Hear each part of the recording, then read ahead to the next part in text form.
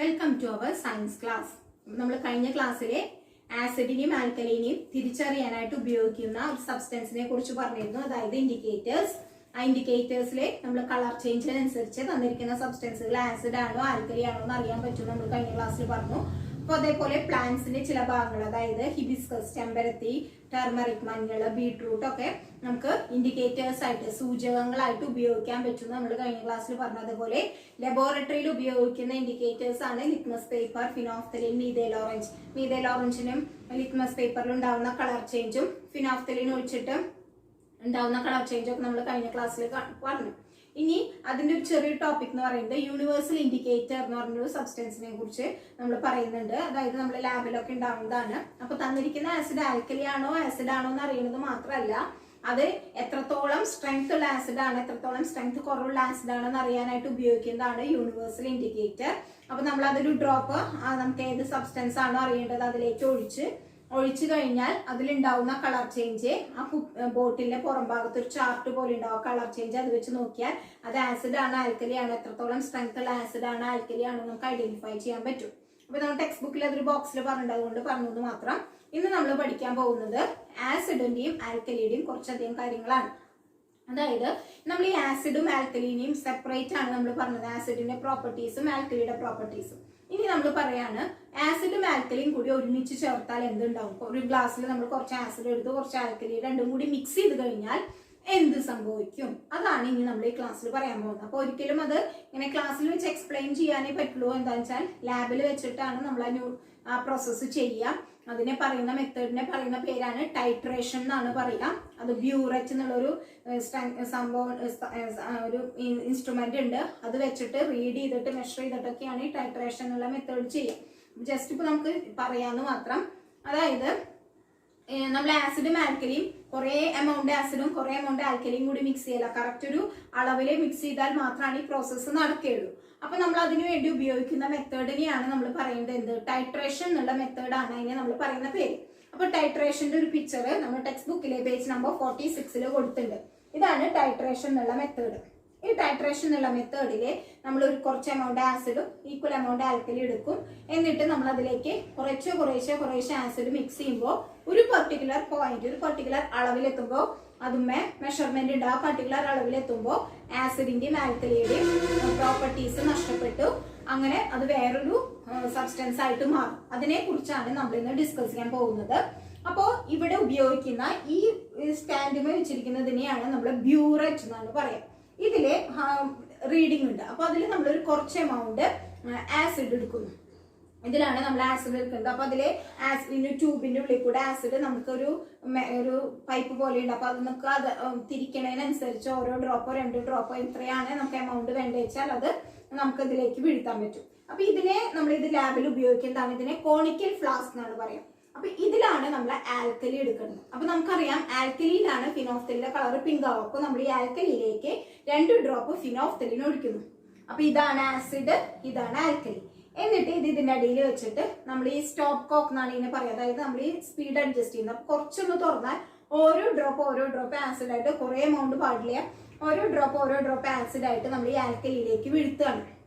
ഒറ്റയടിക്ക് വീഴ്ത്താൻ പാടില്ല, നമുക്ക് അതിന്റെ മെഷർമെന്റ് നോക്കണം. ഓരോ ഡ്രോപ്പ് ആസിഡ് നമ്മൾ ഈ ആൽക്കലിയിലേക്ക് വീഴ്ത്തുമ്പോൾ ഒരു പെർട്ടിക്കുലർ പോയിന്റ്, ഒരു നിശ്ചിത അളവിലെത്തുമ്പോൾ ഇതിലെ ഫിനോഫ്തലിന്റെ കളറ് പിങ്ക് എന്നുള്ള കളർ ഇല്ലാതെയായി വെറും വാട്ടറിന്റെ കളറായി മാറും, വെള്ളത്തിന്റെ കളറായി മാറും. ആ പോയിന്റിൽ വെച്ചിട്ട് നമ്മൾ ഇത് നിർത്തും. അപ്പോൾ ഈ ആ കാണുന്ന ഈ കോണിക്കൽ ഫ്ലാസ്കിൽ കിട്ടുന്ന വാട്ടർ എന്ന് പറയുന്നത് ആസിഡും അല്ല ആൽക്കലിയും അല്ല, അത് വേറൊരു സബ്സ്റ്റൻസ് ആയിട്ട് മാറും. അപ്പൊ ഇതാണ് ഈ ടൈട്രേഷൻ എന്നുള്ള മെത്തേഡിൽ സംഭവിക്കുന്നത്. അപ്പൊ ഒരിക്കലും കുറെ അങ്ങോട്ട് തുറക്കാൻ പാടില്ല. ഓരോ ഡ്രോപ്പ് ആയിട്ട് നമ്മൾ ആൽക്കലിയിലേക്ക് മിക്സ് ചെയ്യുമ്പോൾ അപ്പോൾ അത്രയും സമയം ഫിനോഫ്തലിന്റെ കളർ എന്തായിരുന്നു, പിങ്ക് കളർ ആയിരുന്നു. അപ്പോൾ ഒരു പെർട്ടിക്കുലർ പോയിന്റിൽ എത്തുമ്പോൾ ആ ഫിനോഫ്തലിന്റെ കളർ ഇല്ലാതെയായി, പിങ്ക് എന്നുള്ള കളർ ഇല്ലാതെയായി വെറും വാട്ടർ ആയിട്ട് മാറും. അപ്പോൾ ഈ ഒരു പ്രോസസ്സിനെ നമ്മൾ വിളിക്കുന്ന പേരാണ് ന്യൂട്രലൈസേഷൻ, നിർവീകരണം എന്നാണ് ഈ പ്രോസസ്സിനെ വിളിക്കുന്ന പേര്. അതായത് ആസിഡും ആൽക്കലിയും കൂടി ചേരുമ്പോൾ, മിക്സ് ചെയ്യുമ്പോൾ അതിന് ആസിഡിന്റെ പ്രോപ്പർട്ടി നഷ്ടപ്പെടും, ആൽക്കലിയുടെ പ്രോപ്പർട്ടി നഷ്ടപ്പെടും. പിന്നെ അവിടെ എന്ത് മാത്രമേ ഉണ്ടാവുള്ളൂ, അതെന്തായി മാറും, വാട്ടർ എന്ന് പറയുന്നത് വെള്ളവും അതേപോലെ സോൾട്ട്, ഏതെങ്കിലും സോൾട്ട് ആയിട്ടാണ് മാറും. അപ്പൊ ഈ ഒരു പ്രോസസ്സിനെ നമ്മൾ വിളിക്കുന്ന പേരാണ് ന്യൂട്രലൈസേഷൻ, നിർവീകരണം. അപ്പൊ ആസിഡും ആൽക്കലിയും കൂടി മിക്സ് ചെയ്യുമ്പോൾ ആസിഡിന്റെ പ്രോപ്പർട്ടി ഉണ്ടാവില്ല, ആൽക്കലിയുടെ പ്രോപ്പർട്ടി ഉണ്ടാവില്ല, പിന്നെ എന്തു മാത്രമേ ഉണ്ടാവുള്ളൂ? സോൾട്ടും വാട്ടറും മാത്രമേ ഉണ്ടാവുള്ളൂ. ഏതെങ്കിലും ഒരു ലവണം, സോൾട്ട് എന്ന് പറഞ്ഞാൽ ലവണവും ജലവും മാത്രമാണ് അതിൽ ഉണ്ടാവുക. അപ്പൊ ഇത് ഇങ്ങനെയാണ്. ഈ പ്രോസസ്സിനെ നമ്മൾ വിളിക്കുന്ന പേരാണ് ന്യൂട്രലൈസേഷൻ എന്നാണ് അതിന് വിളിക്കുക. അപ്പൊ അതിന് സിമ്പിൾ ആയിട്ട് നമ്മൾ പറയുന്നത് ആസിഡ് പ്ലസ് ആൽക്കലി. ആസിഡും ആൽക്കലിയും കൂടി മിക്സ് ചെയ്യുമ്പോൾ കിട്ടുന്നത് എന്താണ്? സോൾട്ട്, ഏതെങ്കിലും ഒരു ലവണം പ്ലസ് വാട്ടർ ആണ് കിട്ടുക. ആസിഡ് പ്ലസ് ആൽക്കലി ചേരുമ്പോൾ എന്ത് കിട്ടും? ഏതെങ്കിലും ഒരു ലവണം, സോൾട്ട് പ്ലസ് ജലം. ഈ ഒരു പ്രോസസ്സിനെ നമ്മൾ വിളിക്കുന്നതാണ് ന്യൂട്രലൈസേഷൻ. അപ്പൊ നമ്മൾ ഈ പറഞ്ഞ പ്രോസസ്സിലെ ന്യൂട്രലൈസേഷൻ എന്നുള്ളതാണ് നടക്കുന്നത്. അതായത് ആസിഡിന്റെ പ്രോപ്പർട്ടി നഷ്ടപ്പെട്ട് ആൽക്കലിയുടെ പ്രോപ്പർട്ടി നഷ്ടപ്പെട്ട് പിന്നെ എന്തു മാത്രമേ ഉണ്ടാവുള്ളൂ? വാട്ടറും സോൾട്ടും മാത്രമേ ഉണ്ടാവുള്ളൂ. ഈ പ്രോസസ്സിനെയാണ് ന്യൂട്രലൈസേഷൻ എന്ന് വിളിക്കുന്നത്. ഇമ്പോർട്ടന്റ് ആണ്, എക്സാമിന് ചോദിക്കാറുണ്ട്. അപ്പോ ഈ ഒരു പ്രോസസ്സിൽ ഇപ്പൊ ഒരു എക്സാമ്പിൾ പറയാണ്. നമ്മളെടുത്ത ആസിഡ് എന്ന് പറയുന്നത് ഹൈഡ്രോക്ലോറിക് ആസിഡ് ആണ് നമ്മൾ എടുത്തത്. ഹൈഡ്രോക്ലോറിക് ആസിഡ് എന്ന് പറയുന്നത് നമ്മൾ ഡൈലൂട്ട് ഹൈഡ്രോക്ലോറിക് ആസിഡ് ഉണ്ട് എന്ന് നമ്മൾ പറഞ്ഞിരുന്നു. ഹൈഡ്രോക്ലോറിക് ആസിഡും ആൽക്കലി എന്ന് പറയുന്നത് സോഡിയം ഹൈഡ്രോക്സൈഡ് ആണ് നമ്മൾ എടുത്തതെന്ന് വിചാരിക്കുക. ടൈട്രേഷൻ എന്നുള്ള മെത്തേഡിലെ നമ്മൾ പറഞ്ഞ കോണിക്കൽ ഫ്ലാസ്കിൽ എന്തെടുത്തു? Sodium hydroxide. ഇതാണ് കോണിക്കൽ ഫ്ലാസ്ക്. ഇതിൽ നമ്മൾ സോഡിയം ഹൈഡ്രോക്സൈഡ് എടുത്തു, 2 ഡ്രോപ്പ് ഫിനോഫ്തലിൻ ഒഴിച്ചു. ഈ ബ്യൂററ്റില് നമ്മൾ എന്തെടുത്തു? ഹൈഡ്രോക്ലോറിക് ആസിഡ് എടുത്തു. എന്നിട്ട് നമ്മൾ കുറേശ്ശെ ഓരോ ഡ്രോപ്പ് ആസിഡ് അതിലേക്ക് മിക്സ് ചെയ്യുമ്പോൾ ഒരു പെർട്ടിക്കുലർ പോയിന്റിൽ എത്തുമ്പോൾ ഫിനോഫ്തലിന്റെ കളർ ഇല്ലാതെയാവും. ആ പോയിന്റിലാണ് എന്ത് നടക്കുന്നത്? ന്യൂട്രലൈസേഷൻ എന്നുള്ള പോയിന്റ് നടക്കുന്നത്. അപ്പോൾ ആ പോയിന്റ് കഴിഞ്ഞു, പിന്നെ നമ്മൾ ആസിഡ് മിക്സ് ചെയ്ത് കഴിഞ്ഞാൽ വീണ്ടും ഫിനോഫ്തലിന്റെ കളർ കൂടുകയുള്ളൂ. അപ്പോൾ ഏത് പോയിന്റിലാണോ ന്യൂട്രലൈസേഷൻ നടക്കുന്നത് അതാണ് നമ്മൾ എടുക്കുക. ആ പോയിന്റിനെ ന്യൂട്രൽ പോയിന്റ് എന്നാണ് പറയാം. അപ്പോൾ നമ്മളിപ്പോ ഹൈഡ്രോക്ലോറിക് ആസിഡ് ആസിഡും സോഡിയം ഹൈഡ്രോക്സൈഡ് ആൽക്കലിയും എടുത്ത് ന്യൂട്രലൈസേഷൻ നടത്തി കഴിഞ്ഞാൽ അപ്പോൾ നമുക്ക് കിട്ടുന്നതാണ് എന്താണ്? നമുക്ക് കിട്ടുക വാട്ടർ എന്നുള്ളത് എന്തായാലും കിട്ടുമെന്ന് അറിയാം. വാട്ടറും കിട്ടും. പിന്നെ കിട്ടുന്നതാണ് സോഡിയം ക്ലോറൈഡ്. എന്താ സോഡിയം ക്ലോറൈഡ് എന്ന് പറഞ്ഞാൽ? അതൊരു സോൾട്ടാണ്. സോഡിയം ക്ലോറൈഡ് നമ്മൾ അടുക്കളയിലൊക്കെ കറികളിലേക്കൊക്കെ ഇടുന്ന ഉപ്പിനെയാണ് സോഡിയം ക്ലോറൈഡ്, കോമൺ സോൾട്ട് എന്നാണ് പറയുക. അപ്പൊ ഈ ഒരു സോൾട്ട് ആണ് ന്യൂട്രലൈസേഷൻ എന്നുള്ള മെത്തേഡ് കഴിഞ്ഞിട്ട് കിട്ടണത്. അപ്പോൾ ആസിഡും ആൽക്കലിയും കൂടി മിക്സ് ചെയ്ത് കഴിഞ്ഞാൽ ആസിഡിന്റെ പ്രോപ്പർട്ടി ഇല്ലാതെയാവും, ആൽക്കലിയുടെ പ്രോപ്പർട്ടി ഇല്ലാതെയാവും. പിന്നെ ഉണ്ടാവുന്നത് എന്തു മാത്രമാണ്? സോൾട്ടും വാട്ടറും മാത്രമാണ്. അതൊരു എക്സാമ്പിൾ ആണ് ഞാൻ പറഞ്ഞത്. ഈ സോഡിയം ക്ലോറൈഡ് എന്ന് പറയുന്നത് എന്താണ്? കോമൺ സോൾട്ട്, നമ്മൾ സാധാരണ കറിയിലൊക്കെ ഉപയോഗിക്കുന്ന ഉപ്പിനെയാണ് നമ്മൾ സോഡിയം ക്ലോറൈഡ് എന്ന് പറയുന്നത്. അതിന് കോമൺ ആയിട്ട് പറയുന്നത് കോമൺ സോൾട്ട് എന്നാണ് നമ്മൾ പറയാം. അപ്പോ ഇതാണ് ന്യൂട്രലൈസേഷൻ. അപ്പൊ എന്തുകൊണ്ടാണ് നമ്മൾ ന്യൂട്രലൈസേഷനിലെ ഫിനോഫ്തലിൻ എന്നുള്ള ഇൻഡിക്കേറ്റർ ഉപയോഗിക്കാനുള്ള കാരണം? നമ്മുടെ ടെക്സ്റ്റ് ബുക്കിൽ ഒരു ക്വസ്റ്റ്യൻ ഉണ്ട്. Why are indicators like phenolphthalein used while conducting neutralization reaction? നിർവീകരണ പ്രവർത്തനം നടത്തുമ്പോൾ എന്തിനാണ് ഫിനോഫ്തലിൻ പോലുള്ള സൂചകങ്ങൾ ഉപയോഗിക്കുന്നത്? എന്തിനു വേണ്ടിയിട്ടാണ്? നമുക്ക് ഏത് പോയിന്റിൽ വെച്ചിട്ടാണ് ന്യൂട്രലൈസേഷൻ നടക്കണേന്ന് അറിയാം. അപ്പൊ ഫിനോഫ്തലിൻ ഒഴിച്ചില്ല, ഫിനോഫ്തലിൻ ഒഴിക്കാണ്ട് നമ്മൾ ഈ ആൽക്കലിയിലേക്ക് ഓരോ ഡ്രോപ്പ് ആസിഡ് ഒഴിച്ച് ഏത് പോയിന്റിലാണ് ന്യൂട്രലൈസേഷൻ നടക്കണേന്ന് നമുക്കറിയില്ല. അപ്പൊ ന്യൂട്രലൈസേഷൻ നടക്കുന്നത് ഏത് പോയിന്റിലാണെന്ന് അറിയുന്നത് എപ്പോഴാണ്? ഫിനോഫ്തലിന്റെ കളർ ഡിസപ്പിയർ ചെയ്യുമ്പോഴാണ്. അതായത് ആൽക്കലിയുടെ സ്വഭാവം ഒന്ന് നഷ്ടപ്പെട്ടു, ആസിഡിന്റെ സ്വഭാവം നഷ്ടപ്പെട്ട് വെറുതെ വാട്ടറും സോൾട്ടായി മാറുന്ന പോയിന്റ് ഏതാണെന്ന് അറിയാനായിട്ടാണ് നമ്മൾ ഏത് ഉപയോഗിക്കുന്നത്? ഫിനോഫ്തലിൻ എന്ന സൂചകങ്ങൾ അല്ലെങ്കിൽ ഫിനോഫ്തലിൻ എന്ന ഇൻഡിക്കേറ്റേഴ്സ് ഉപയോഗിക്കുന്നത് അതിന് വേണ്ടിയിട്ടാണ്. അപ്പൊ ഏത് പോയിന്റിലാണ് ന്യൂട്രലൈസേഷൻ നടന്നത് എന്നറിയാനായിട്ടാണ് നമ്മൾ എന്ത് ഉപയോഗിക്കുന്നത്? ഫിനോഫ്തലിൻ എന്നുള്ള ഇൻഡിക്കേറ്റർ ഉപയോഗിക്കുന്നത്. ഒട്ടുമിക്ക എല്ലാത്തിലും ഫിനോഫ്തലിൻ ഉപയോഗിക്കുന്നത്. എന്താ കാരണം വെച്ചാൽ അത് ആൽക്കലിയിലെ പിങ്ക് കളറും ആസിഡിൽ കളർലെസ് ആയ കാരണം. അപ്പൊ ഏത് പോയിന്റിലാണ് ന്യൂട്രലൈസേഷൻ നടന്നത് എന്നറിയാനായിട്ട് നമ്മൾ ഉപയോഗിക്കേണ്ടതാണ് എന്ത്?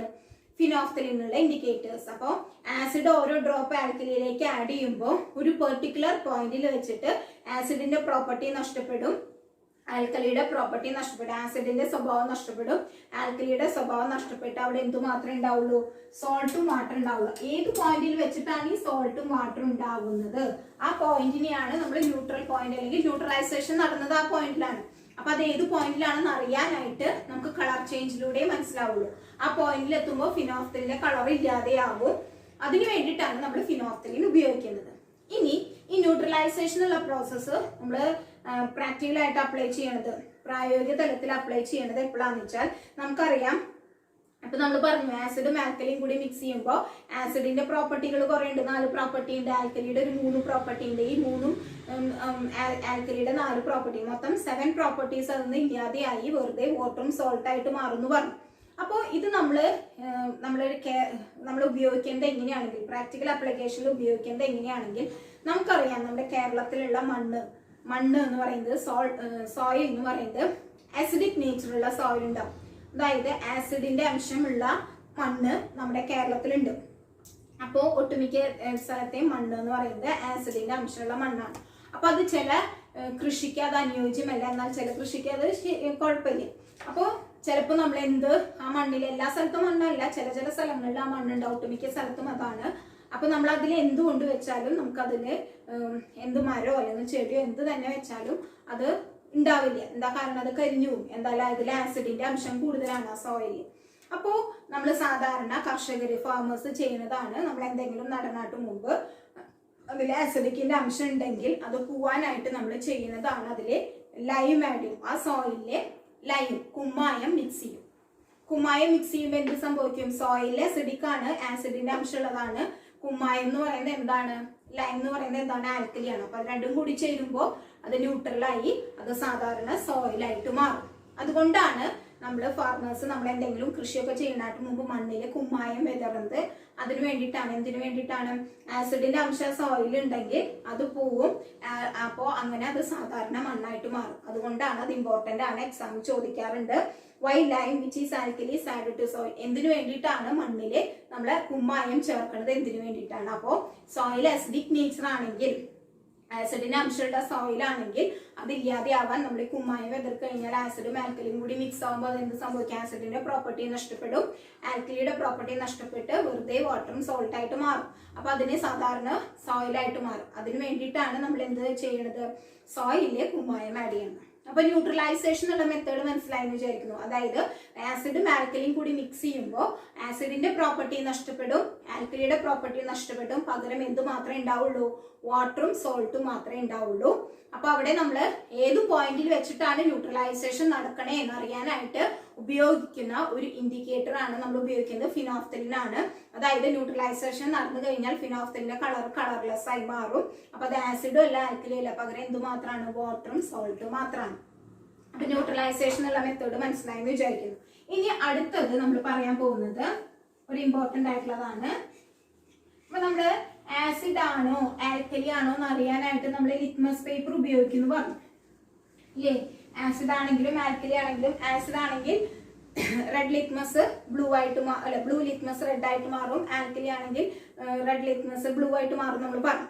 ഇനി അത് ആസിഡിന്റെയും ആൽക്കലിയുടെയും എത്ര സ്ട്രോങ് ഉള്ള ആസിഡ് ആണ് അല്ലെങ്കിൽ എത്ര വീക്ക് ആയിട്ടുള്ള ആസിഡ് ആണെന്ന് അറിയാനും, ആസിഡ് ആണോ ആൽക്കലി ആണോ എന്ന് അറിയാനായിട്ട് നമ്മൾ ഉപയോഗിക്കുന്ന ഒരു പേപ്പർ ഉണ്ട്. ആ പേപ്പറിനെ നമ്മൾ വിളിക്കുന്ന പേരാണ് pH പേപ്പർ. പി സ്മോളും എച്ച് ക്യാപിറ്റലും ആണ് pH പേപ്പർ എന്നാണ് അതിനെ വിളിക്കുക. അതായത് pH പേപ്പർ എന്ന് പറയുന്നത് അസിഡിക് ആണോ ആൽക്കലി ആണോ എന്ന് അറിയാനായിട്ട് നമ്പർ ഉപയോഗിച്ചിട്ടാണ്, ആസിഡ് ആണോ ആൽക്കലി ആണോ എന്ന് അറിയാനായിട്ട് നമ്മൾ ഉപയോഗിക്കുന്ന ഒരു പേപ്പർ ആണ് pH പേപ്പർ. അപ്പൊ pH paper is used to examine whether the substance is acidic or alkaline. അപ്പൊ നമുക്ക് ആസിഡ് ആണോ ആൽക്കലി ആണോ എന്ന് അറിയാൻ നമ്മൾ ഹിബിസ്കസ് പേപ്പർ ഉണ്ടാക്കിയ പോലെ തന്നെയുള്ളതാണ് ഈ pH പേപ്പർ എന്ന് പറയുന്നത്. നമ്മൾ ലാബിലത്തെ സാധനങ്ങൾ വിൽക്കുന്ന കടകളിൽ പോയാൽ കിട്ടും. അപ്പോ അത് നമ്മൾ അതിലേക്ക് മുക്കി നോക്കി അതിന്റെ കളർ ചേഞ്ച് അനുസരിച്ച് അത് എത്ര എമൗണ്ട്, എത്ര വീര്യമുള്ള ആസിഡ് ആണ്, എത്ര സ്ട്രോങ് ആയിട്ടുള്ള ആസിഡ് ആണ്, എത്ര വീക്ക് ആയിട്ടുള്ള ആസിഡ് ആണെന്ന് അറിയാൻ പറ്റും. അപ്പൊ അതിന് ഓരോ നമ്പർ ഉണ്ട്. അപ്പോൾ pH വാല്യൂ എന്നാണ് അതിന് പറയാ. pH വാല്യൂ, P എപ്പോഴും സ്മോളും എച്ച് ക്യാപിറ്റലും ആണ് pH വാല്യൂ. pH വാല്യൂ എന്ന് പറയുന്നത് if pH value is greater than 7 എന്നുള്ള നമ്പറിനേക്കാളും കൂടുതലാണ് pH വാല്യൂ എങ്കിൽ ആ സബ്സ്റ്റൻസ് എന്ന് പറയുന്നത് എന്താണ്? ആൽക്കലി ആണ്. if the pH value is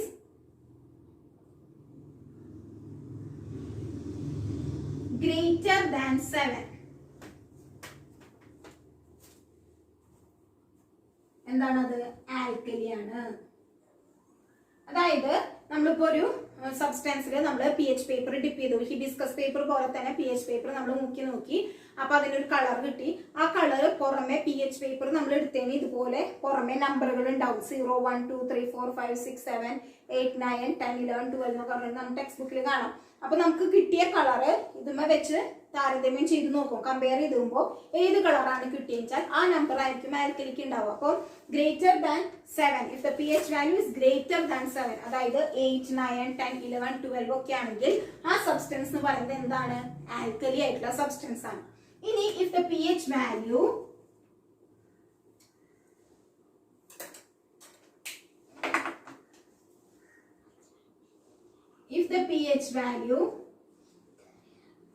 is less than 7, അതായത് 7നേക്കാളും കുറവാണെങ്കിൽ ആ സബ്സ്റ്റൻസ് എന്ന് പറയുന്നത് എന്തായിരിക്കും? ആസിഡ് ആണ്. 0 1 2 3 4 5 6 ഒക്കെ എന്താണ്? ആസിഡ് ആയിട്ടുള്ള സബ്സ്റ്റൻസുകളാണ്. അപ്പൊ അതിന്റെ കളർ നോക്കിയിട്ടാണ് അത് ആസിഡ് ആണോ ആൽക്കലി ആണോ നമ്മൾ അറിയേണ്ടത്. ഇനി രണ്ടും അല്ല, 7നേക്കാളും കൂടുതലും അല്ല 7നേക്കാളും കുറവല്ല, നമുക്ക് 7 ആയിട്ടുള്ള കളറാണ് കിട്ടിയത്. ഏകദേശം ഒരു ഗ്രീൻ പോലത്തെ കളറാണ് കിട്ടിയത്. If the pH value is 7 ആണെങ്കിൽ ആ സബ്സ്റ്റൻസ് എന്ന് പറയുന്നത് ന്യൂട്രൽ ആണ്. അതായത് അത് ആസിഡും അല്ല ആൽക്കലിയും അല്ല. അങ്ങനെ ഓരോ സബ്സ്റ്റൻസിനും pH വാല്യൂ ഉണ്ട്. അപ്പൊ നമ്മുടെ വാട്ടർ, സാധാരണ നമ്മൾ കുടിക്കുന്ന പ്യൂർ വാട്ടറിന്റെ pH വാല്യൂ എന്ന് പറയുന്നത് എത്രയാണ്? 7 ആണ്. അത് ആസിഡും അല്ല ആൽക്കലിയും അല്ല. ആസിഡ് ആണെങ്കിലും ആൽക്കലി ആണെങ്കിലും നമുക്ക് കുടിക്കാൻ പറ്റില്ല. അപ്പൊ അത് ന്യൂട്രൽ ആണ്. The pH value of water is pH value of water is 7. വാട്ടറിന്റെ pH value, ശുദ്ധമായ ജലത്തിന്റെ pH വാല്യൂ എന്ന് പറയുന്നത് 7 ആണ്. അത് ന്യൂട്രൽ ആണ്. അപ്പൊ ഇതാണ് pH പേപ്പർ എന്ന് പറയുന്നത്. pH പേപ്പർ എന്ന് പറയുന്നത് ആസിഡ് ആണോ ആൽക്കലി ആണോ എന്ന് അറിയാനായിട്ട് ഉപയോഗിക്കുന്നതാണ് pH വാല്യൂ എന്ന് പറയുന്നത്. ഇഫ് ദ pH വാല്യൂ 7നേക്കാളും കൂടുതലാണെങ്കിൽ, if the pH value is greater than 7, അത് ആൽക്കലി ആണ്, ആൽക്കലി ആയിട്ടുള്ള സബ്സ്റ്റൻസ് ആണ്. pH വാല്യൂ ലെസ് ദാൻ 7 ആണെങ്കിൽ അത് അസിഡിക് ആയിട്ടുള്ള സബ്സ്റ്റൻസ് ആണ്. pH വാല്യൂ 7 ആണെങ്കിൽ അത് ന്യൂട്രൽ ആണ്. അതിന് എക്സാമ്പിൾ ആണ് നമ്മുടെ പ്യൂർ വാട്ടർ. പ്യൂർ വാട്ടർ എന്ന് പറയുന്നത്, പ്യൂർ വാട്ടറിന്റെ pH വാല്യൂ എന്ന് പറയുന്നത് എത്രയാണ്? 7 ആണ്. അപ്പൊ ഇതാണ് pH വാല്യൂ. അപ്പൊ ലിറ്റ്മസ് പേപ്പർ കൂടാതെ നമ്മൾ ആസിഡ് ആണോ ആൽക്കലി ആണോ ഒറ്റയടിക്ക് അറിയാനായിട്ട് ഉപയോഗിക്കേണ്ടതാണ്. അപ്പൊ അത് ഇങ്ങനെയാണെങ്കിൽ ഒരു കുറെ പേപ്പറുകൾ കട്ട് ചെയ്തിട്ട് അത് സ്റ്റാപ്ലർ ചെയ്ത് വെച്ചിരിക്കുന്നതാണ്. പുറമെ 1 2 3 എന്ന് പറഞ്ഞിട്ട് ഓരോ കളറിനും ഓരോ നമ്പറിലും ഏത് കളറാണ് വരികയെന്നുണ്ട്. അപ്പോൾ നമ്മൾ അതിൽ ഡിപ്പ് ചെയ്ത് നോക്കിയിട്ട് കളർ അതുമായിട്ട് കമ്പയർ ചെയ്യും. ഇപ്പൊ ഗ്രീൻ ആണ് കിട്ടിയെങ്കിൽ 7 ആയിരിക്കും, അല്ല റെഡ് ആണ് കിട്ടിയെങ്കിൽ അത് ആസിഡ് ഉള്ള സബ്സ്റ്റൻസുകളായിരിക്കും. അപ്പോൾ 1 ആണെങ്കിൽ അസിഡിറ്റി കൂടുതലായിരിക്കും. അങ്ങനെയാണ് നമ്മൾ ആസിഡ് ഉള്ള സബ്സ്റ്റൻസുകളുടെ സ്ട്രെങ്ത്തും ആൽക്കലിയും അറിയുന്നത്. ഇങ്ങനെയാണ്. അപ്പോൾ pH വാല്യൂ എന്ന് പറയുന്നത് ഇമ്പോർട്ടന്റ് ആണ്. ഇത് ഇമ്പോർട്ടന്റ് ആണ്. pH വാല്യൂ എന്ന് പറയുന്നത് ഗ്രേറ്റർ ദാൻ 7 ആണെങ്കിൽ alkali, pH value less than 7 ആണെങ്കിൽ ആസിഡ്, pH വാല്യൂ 7 ആണെങ്കിൽ അത് ന്യൂട്രൽ ആയിട്ടുള്ള സബ്സ്റ്റൻസ് ആണ്. ന്യൂട്രൽ എന്ന് പറഞ്ഞാൽ നിർവികാരം, അതായത് അത് നിർവീര്യമാണ്. അത് ആസിഡും അല്ല ആൽക്കലിയും അല്ല. നമ്മൾ ന്യൂട്രലൈസേഷൻ പറഞ്ഞില്ല, അതുകൊണ്ടാണ് ന്യൂട്രൽ എന്ന് പറയുന്നത്. അപ്പൊ നമ്മൾ pH value of water is 7. അങ്ങനെ ഓരോന്നിനും ഉണ്ട്. ബ്ലഡിന്റെ pH വാല്യൂ ഉണ്ട്. അങ്ങനെ ഓരോന്നിനും pH വാല്യൂകളുണ്ട്. നമുക്കിപ്പോ വാട്ടറിന്റെ pH വാല്യൂ മാത്രമേ പഠിക്കാനുള്ളൂ. പക്ഷേ USSനൊക്കെ വേറെ സബ്സ്റ്റൻസുകളുടെയും pH വാല്യൂ ചോദിക്കാറുണ്ട്. അപ്പോൾ pH വാല്യൂ എന്താണെന്നും pH പേപ്പർ എന്താണെന്നും ന്യൂട്രലൈസേഷൻ എന്താണെന്നും മനസ്സിലായിട്ടുണ്ടാവും. ഇനി നമ്മൾ അടുത്ത ക്ലാസ്സിൽ പറയാൻ പോകുന്നത് സോയിലിന്റെ pH വാല്യൂ ഇതുപോലെ കണ്ടുപിടിക്കാം. സോയിൽ ടെസ്റ്റിംഗ് സെന്ററിലെ pH വാല്യൂ ഇങ്ങനെയാണ്. അപ്പോൾ pH വാല്യൂ ലെസ് ദാൻ 7 ആണെങ്കിൽ അതെന്തായിരിക്കും? ആസിഡ് ആയിരിക്കും. അപ്പൊ നമ്മൾ അതിന്റെ അസിഡിറ്റി കുറയാനായിട്ട് നമ്മൾ എന്തിടും? അതിൽ ലൈം ആഡ് ചെയ്യും. ഇനി ആൽക്കലി ആണെങ്കിൽ അതിനനുസരിച്ചുള്ള കാര്യങ്ങൾ ചെയ്യും. അപ്പോൾ നമ്മൾ എന്ത് വലിയ കൃഷി ചെയ്യണായിട്ട് മുമ്പും സോയിലിന്റെ pH വാല്യൂ കണ്ടിട്ടാണ് നമ്മൾ അതിനനുസരിച്ച് ചെയ്യണമെങ്കിൽ നമുക്ക് നല്ലൊരു റിസൾട്ട് കിട്ടും. അപ്പോൾ വാട്ടറിന്റെ pH വാല്യൂ കണ്ടുപിടിക്കാൻ ആണ് നമ്മൾ ഇനി അടുത്ത ക്ലാസ്സിൽ പറയാൻ പോകുന്നത്. അപ്പൊ എല്ലാവർക്കും ഈ ക്ലാസ് മനസ്സിലായി എന്ന് വിചാരിക്കുന്നു. ന്യൂട്രലൈസേഷൻ ഉള്ള ടോപ്പിക്കും pH വാല്യൂ എന്നുള്ള ടോപ്പിക്കുമാണ് എടുത്തത്. ഈ അടുത്ത ക്ലാസ്സിൽ കാണുന്നവരെല്ലാവർക്കും താങ്ക് യു.